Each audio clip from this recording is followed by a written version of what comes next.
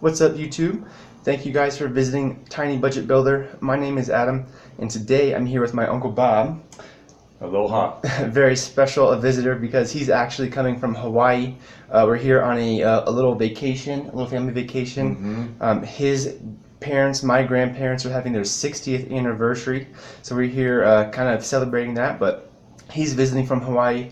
We're in Big Bear. I'm from Washington, so it's kind of great to get out and travel.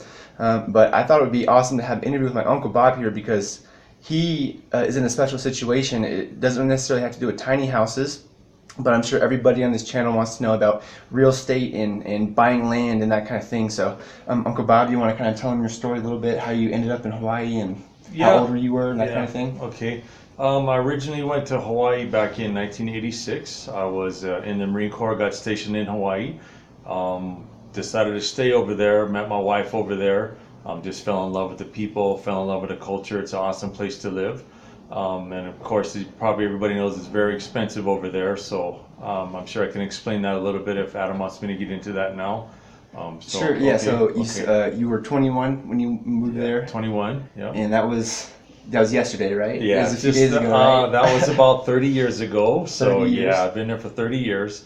And to give you an example of the cost of living over there, when I first went there in 1986, you could buy a studio apartment in Waikiki for about $60,000. And now, what is the approximate size of a studio apartment? It's anywhere from 400 to 500 square feet. So very small. Not that much bigger than a tiny house. Yeah, really, yeah. about twice the size of my house. Yeah. The average studio for in Hawaii would be, if anybody's been to a hotel, it's kind of like that. A little bit bigger, but not much difference for a studio. And the one bedrooms start anywhere from, I've seen as small as 400 square feet. If it's a nicer building, some of them do go as much as 800, 900 square feet and up a little bit. All right, so we're not talking very big places at all. Not big at all. Big at all. And 30 years ago, it was $60,000 $60,000 for a place like that. Yeah. So what is it today? Today, the average price is, and I'm not making this up, you guys can do some research on it, it's about $350,000 to $400,000. There are brand new buildings going up for studio apartments, and yeah, they're on the high end, a lot of amenities and things, $500,000.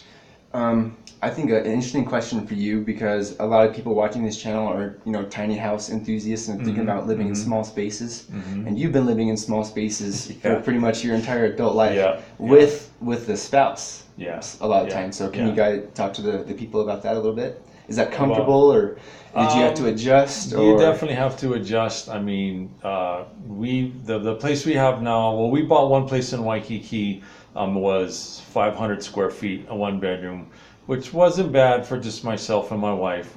We did upgrade, well, I guess you could call it an upgrade, to a bigger one bedroom, which is 730 square feet with a lanai. But I mean, no storage. If you have any kind of stuff, tools, Christmas items, Christmas lights, trees, you really have. You got to pay to store. You got to pay to store it. Yeah. Man, but you pay for paradise, huh? Price of paradise. Yeah. I like living over there, but it is expensive. Yeah. Okay. Here's a good question, I think, and forgive me if I get a little too personal, but I know you had a difference of financial opinions with your first wife, and you were telling me that kind of maybe set you back a little bit on where you could be today. So you want to maybe talk to everybody out there about finding the right kind of person and making sure you guys have the same financial goals? Yeah, I mean, it's like with any relationship, you got to find people that you're compatible with, and we did have some differences regarding financial things and things like that. But yeah, it's definitely important that your spouse or partner is on the same page as far as saving money and preparing for the future, because housing is not going to get any cheaper, that's for sure. It's going to go up and up and up. So you definitely got to make sure, and you don't want to wait until, I didn't buy in my first place until I was in my, I think, early or mid 40s. So it's definitely better to do it sooner. And if you can do it when you're in your mid 20s or early 20s, or excuse me, mid to late 20s is great. Yeah, perfect. So that kind of leads me to the next question. If you can kind of throw some advice out there to like the 18, 19-year-olds that are kind of just now starting to enter the workforce and saving, what kind of age should you maybe think about buying a house, or think about maybe building tiny house and buying land for it, that kind of thing? Well, I'd say the sooner the better because the prices just keep going up and up, and they say basically real estate, the price of your home is going to double like every 10 years. That's what it does in Hawaii. I'm sure it's not like that everywhere in the mainland U.S. But the sooner the better. I mean, start thinking about the future now. Start saving money when you're 18, 19 years old, because you're either going to need a down payment for a house, or you're going to need to pay for a piece of land to put a tiny house on. Okay, perfect. So, my uncle here, I'm going to brag a little bit. He owns 2 condos, or he will own very soon 2 condos in Hawaii. And then his long-term plan, his wife is from Taiwan, and her whole family lives there. So the cost of living is much less in Taiwan. Yeah, a so lot less. Your game plan for retirement is to have 2 rental properties in Hawaii. Correct. And be living super cheaply in Taiwan. Yeah, that's the plan. Yeah.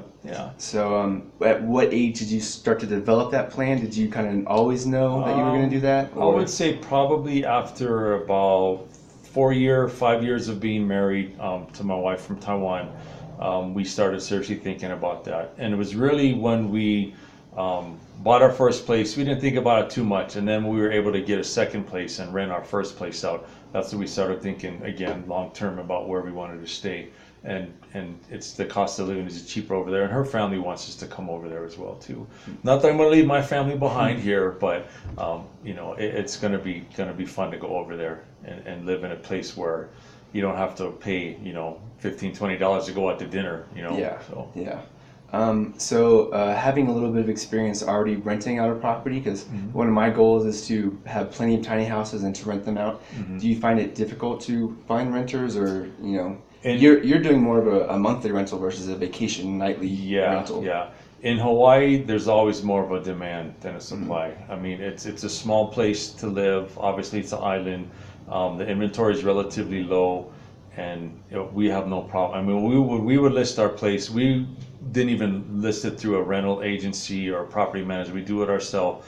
We put it out on Craigslist, and I'm not kidding, within an hour after posting it, we're getting calls. Really? And I've shown the apartment probably to prospective, maybe sometimes 15-20 people, within a 2-week period. And some of them call and they don't show up, but there's always a big demand. Well, in Hawaii, I guess you kind of have your choice of who you want to rent to. Almost. Yeah. You can be selective. Yeah, you do have to be selective. That's for sure. You want to get the right tenant. You have the privilege to be selective because you have so many people.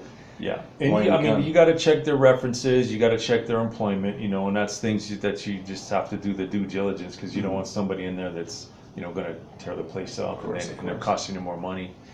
Have you done any work on the places that you own yourself, or do you hire all that kind of stuff out? We did hire a few people. I did do some of the work. I did the tile work myself in our bathroom. I did all of the painting. We did the laminate flooring, the snap together flooring that I did myself.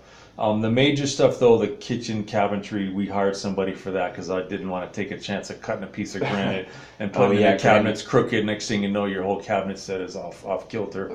So, but we try to do it ourselves what we can, but we did have to hire some people for certain things. Did you already have those skills, or did you have to sort of learn some new stuff? I had some. I did a lot of reading in books, and it's just, it's amazing what you can get out there, and especially with the internet, you can look up anything and find out how to do it, and even better, look at a video on how to do it. Exactly, or better yet, read an ebook on how to do it, right?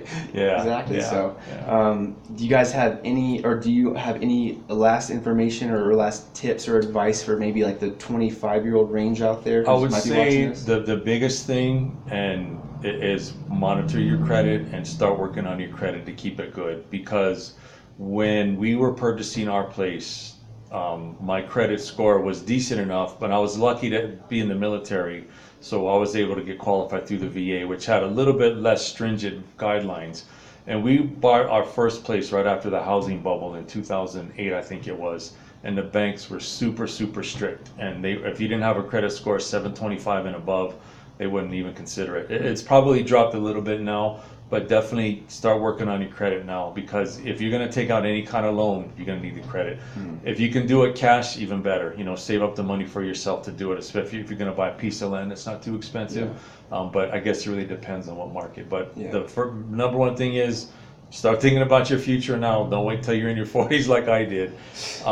You know, start saving money and definitely keep your credit score. Get some credit established and keep the credit a good score. Yeah, keep a good reputation as far as credit is concerned. Yeah, yeah. I think one of the biggest things for people my age is we're kind of stuck on a record of get some money, spend it. Get some money, spend it. Get some money, spend it. Yeah. And then if you start making more money, you start spending more money. Yeah. And then no one can ever figure out how to if you're saving and if saving you're and living saving paycheck to paycheck, it's going to be hard to get a loan. Yeah, and I think with your tiny houses, I think they may be able to do it on a cash basis, but to purchase the land, if you're going to build a tiny house or put a tiny house on there, you're still going to have to come up with several $1,000s. Yeah, of course. Yeah.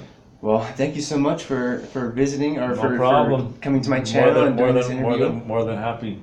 So I guess aloha, guys. Aloha. Good luck to everybody out there. And if you guys want to learn how to build a tiny house, I've written an ebook for you guys. It's a super quick read, super easy, and it tells you step by step how to build a tiny house all by yourself for less than $15,000 if you want to do that. Okay, so I'll leave a link down in the description box below.